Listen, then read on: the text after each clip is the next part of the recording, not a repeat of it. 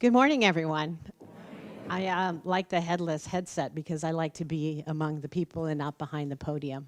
It's kind of consistent with my approach to philanthropy.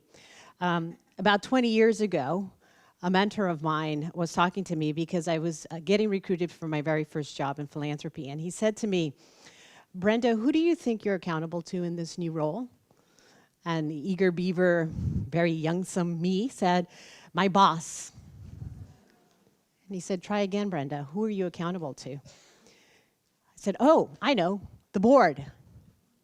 No, Brenda. Think about it. Who are you accountable to? And as I sat there kind of struggling, and I didn't know anything about philanthropy at the time, I said, Calvin, can you please help me? I don't know what you're trying to get at. And he said, you are accountable to the community. When you go into this role, remember that. Because there are too many people that go into philanthropy and forget that through their course of their career. And that conversation has stuck with me through my entire career. And I've been doing this work now for 20 years, first in California and now at the Headwaters Foundation. And the name changed, Susan, because Headwaters Health Foundation of Western Montana was too long to say, and everybody just started referring to us as Headwaters, and so that's how we ended up with Headwaters. But I want to go back to Calvin's words of advice to me, because it's something that has really driven the evolution of Headwaters and the evolution of my story in philanthropy. Because I often say that the resources that came out of the sale of our hospital in our community don't belong to me. They don't belong to the board. They belong to the community, and if the community is really going to be an equal partner in this, they must have a voice and a part in doing the work of Headwaters. So that's really what I'm going to share with you. How many of you have been to Montana? Yay, there's lots of people. It's a beautiful country. But there are there's some similarities, I think, and as I was talking to Susan, I was like, oh, the story of Headwaters is very similar to what's going on in Western North Carolina. So we are a health conversion foundation. Our local hospital got sold, and the resources from that created the foundation. And I'm going to start off by first sharing with you a high-level overview of where we landed, and then I'm going to go back to how we got there. The foundation serves the 15 most western counties in western Montana. And when we were created, our founding documents said that we needed to address the health disparities and the health challenges that exist in our state. So our vision is a western Montana where people, especially the most vulnerable, and in Montana, that tends to be the American Indian community that suffers significant health disparities, as well as low-income families. We want to make sure that all of us in Western Montana are healthy and thriving. And the way that we do our work is what is described in our mission statement. And the key piece I want to underline here is the side-by-side. We don't do this work on our own. We don't do this work to community.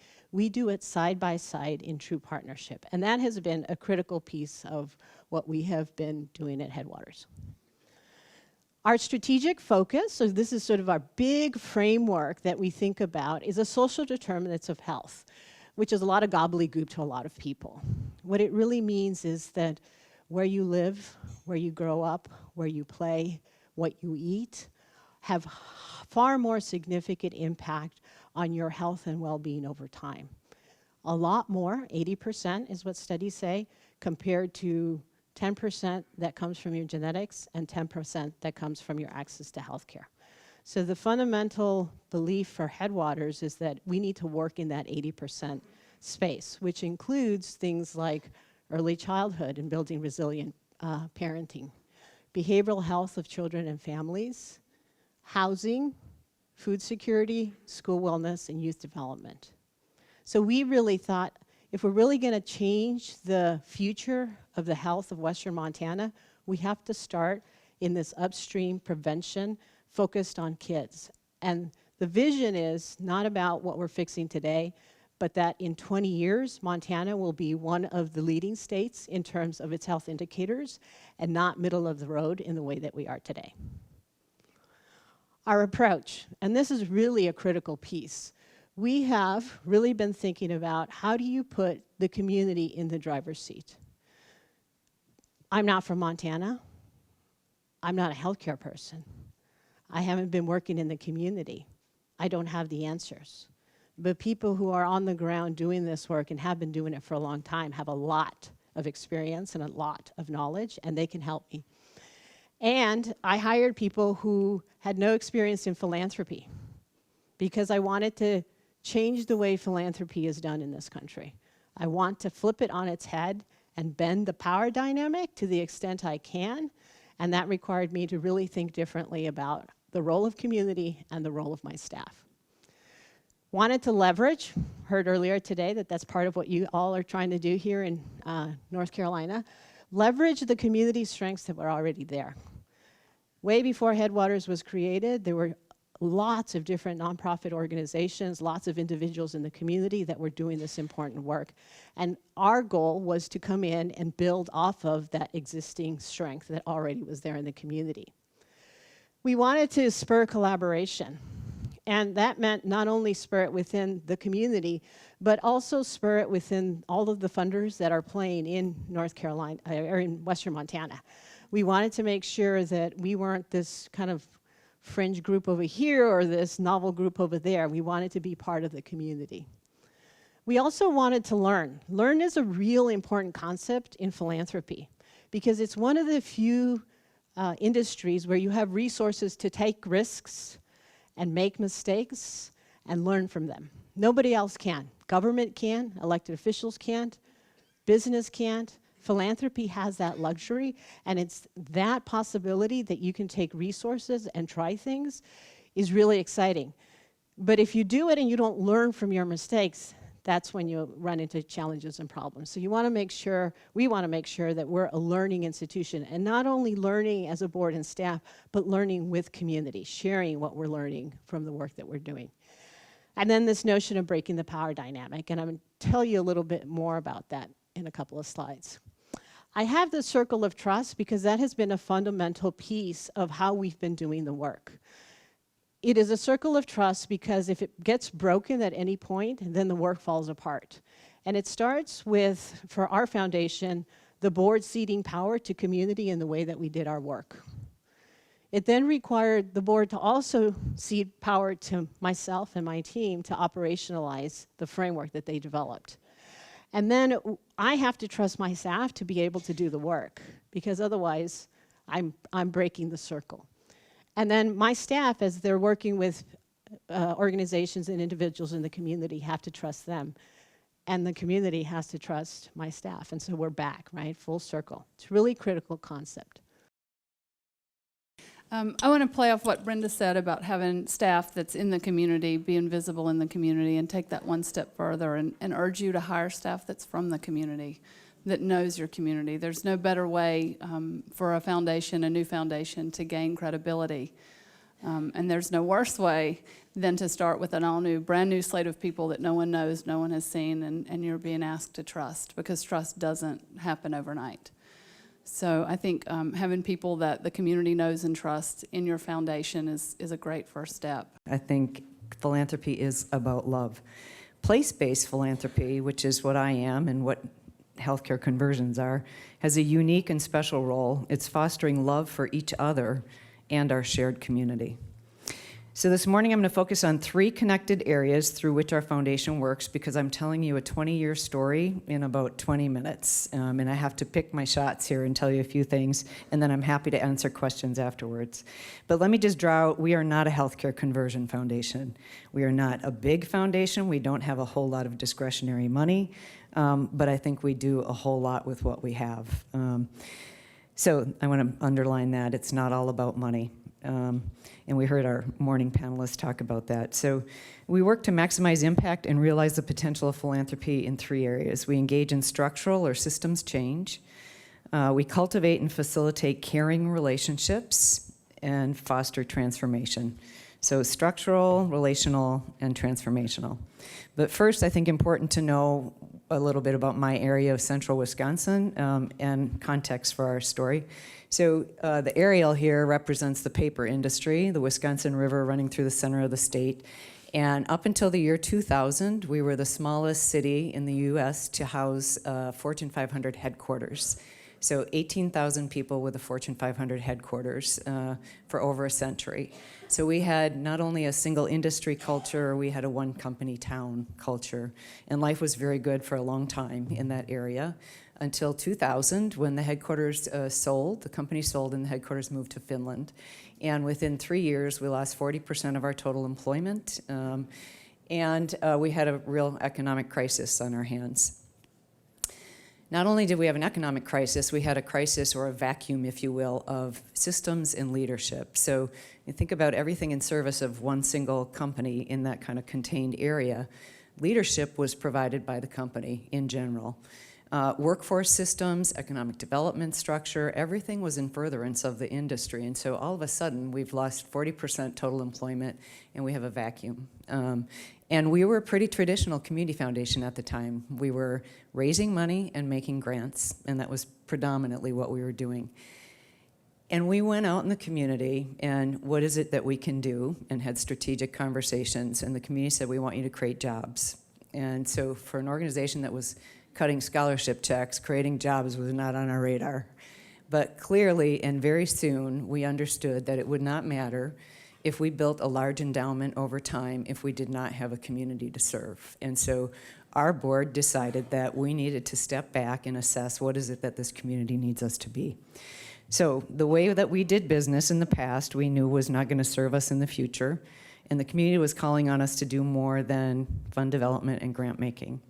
And thus, we embarked on a nearly 2-decade-long journey of changing the way we did business in pursuit of economic and cultural transition. So when you think about economic transition, it's very connected to culture, and the culture that had been created in that area was one that was not going to foster innovation, change, and motivate new thinking. It was one of dependency, multi-generations growing up to work in a paper mill, and you know this in other industrial economies. So the first thing is then a frame for how we approach our work, and I've used this quote for 20 years, and it really is still relevant. It's Maya. It says, you did then what you knew how to do, and when we knew better, we do better, right? And there, I love that quote. There's a lot of grace, generosity, and compassion in that quote. There's humility, there's a commitment to learning. And I will say, it's not easy to do this work that I'm going to talk about. It's extremely difficult at times. However, it is supremely rewarding. And I'll talk about challenges, but today I'm going to talk about highlights about how we did our work and what mattered. Early on, we were a Ford Foundation grantee in like 2004, 2005. And when the president of Ford, who was Susan Beresford at the time, and our program officer came in, they looked at this community that had been really very divided along class lines. I mean, very divided. So there were certain roles in that community, and you played the role, right? You were either a worker, or you were labor, or you were management, you were a member of the country club, or you weren't. You lived on the east or the west side of the river.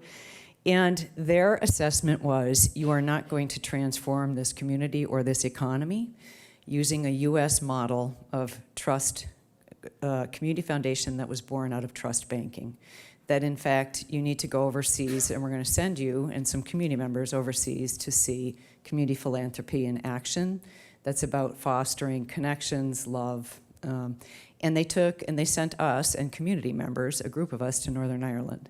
And we spent almost a week there with the community trust. And the lessons we took away first were that they told us all the money in the world would not transform that economy if they could not get people to stop killing each other.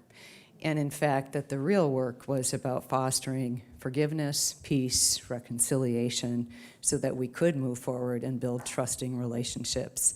And it's from that platform then community is able to be built and grown. The other thing they did for us was when we came back, they said, now you need to think differently about how you use money, the money that you have, And so they sent us for a week to the northern New England states, and we spent time with a state, national CDFI called Coastal Enterprises. And this was about community development financial institutions. I don't know if people are familiar, but Coastal Enterprises New Hampshire Community Loan Fund. So how could we leverage parts of our portfolio, our fixed income, to use it to invest in local people and local businesses? Carsey Institute and a handful of others. So within the space of like 6 weeks, we came back and our heads were spinning on, so what does this all mean? It means that we stand for something, and we had to get very clear about what it was. What kind of community did we want? And in naming the kind of community that we wanted, or economy, there were values implicit in that. And so that process led us to a clear value statement this was 2008, and the commitment to equity, inclusion, and shared stewardship. And we talk about shared stewardship, and I don't think I need to expand on equity inclusion, but shared stewardship for us is about the responsibility to steward each other, our community, and our resources. And that is really an overarching frame for how we think about our work.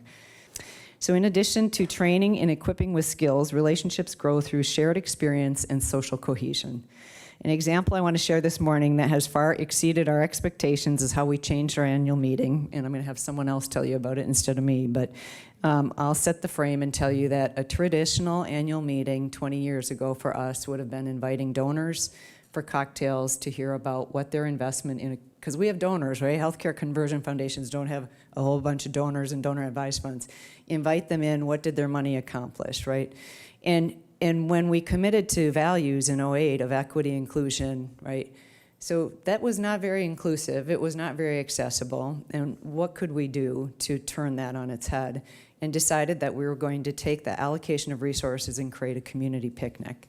A community picnic focused on local food, open, free, and accessible to the public. We had an average annual meeting, we had 250 people. The first year, we thought maybe we'll have 500 that'll show up at this annual meeting, right, or community picnic, I should say. And we had 1,000 that showed up. Before we hosted the first event, this was 7 years ago, we got a call from a farmer who said, what can I bring to the community picnic? So I have a little video clip so you don't hear me talk at you. You're going to hear from our favorite farmer in central Wisconsin.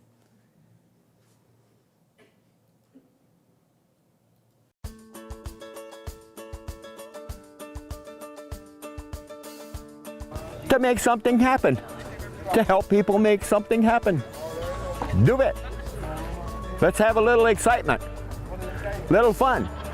Enjoy the area, the river, the water skiing. People, we got it. Community needs a little bit more movement, action, doing more things. So when somebody comes up with an idea, my suggestion is say, how can I help? Don't butt it to death. Now, these encourage your community foundation people, they're a little bit on the strange side. They go from about 600 years, 700 years the first year to over 2,000 years the second year, and now they anticipate 4,000 years. Now, that is a lot of ears, you know, so don't tell your secrets near all these ears. We started roasting at noon, and we will be going for, we just brought the second batch of 25 bags and 5 dozen to a bag, or 60 years or plus. So we got a lot of help here with football players and volunteers, and come on out and see it happen. Help make it happen. There. It's good, isn't it? Yeah. So that's building community, right? Taking the attention away from money and toward each other, appreciating and valuing and leveraging what we have, and for many, seeing the community and each other with new eyes. And we tell the community, really, this is a community-hosted event. So we started out funding the whole thing. Right now, it's about 80% supported and funded by the community. The farmers donate all local food. The farmers market and our Hmong farmers donate their goods. Local restaurants prepare it. And Harold, last year we hit 8,000 people attending this picnic, and he has since donated about 30,000 ears of corn, right? So not only donating 30,000 ears of corn, I have to add a postscript here, is Harold's been working with us for the last 18 to 24 months to donate his farm to the community to create a first K-12 farm school in Wisconsin. So yeah, it's very cool. I think often, we're so far from having answers, but at least I think today that we heard some really brilliant suggestions for some questions. And so I would like to leave you with these questions, and I would like to suggest that as we go forward, all of us, that these are the questions that can guide us toward the kind of transformational change that I think we all want. How do we bend the power dynamic? I'm going to repeat that. How do we bend the power dynamic? Who is not at the table, who should be at who we need to have at the table? If they're not at the table, we need to have them at the table. Ask ourselves in everything that we do, at the beginning of every day, at the beginning of every endeavor, who is not at the table that we need to have at the table? What does it look like to actually cede power to the community? Not to talk about it, not to do this, but to that idea. But what does it look like? How do you go about? Let the community vote on what the services are going to be. I mean, it's one thing to talk about we're going to be inclusive, but I mean, I think everybody was like, whoa, they let the community vote on what the service, whoa. So yeah, I mean, I think we can all carry that as what does it really look like to do it? How do we build adaptive capacity? It comes down to everybody being able, everybody feeling their own agency. I mean, this region has a history, and not only, certainly all communities of color, gender is certainly a big divider in terms of equity, but there have been, this region was treated as an internal colony of the United States. The industries were extractive. People do not carry with them that sense of agency, of this is my life, this is my community, I can change it. How do we build that adaptive capacity? And then what risks are the scariest, and how are we going to help each other to take them? So, thank you so much for being here. The future is amazing. We're gonna get bunged up doing this work that we all want to do, but I think the fact that of what we've heard here, but more importantly, the fact that you're all here means that we're going to do it. So, thanks very much.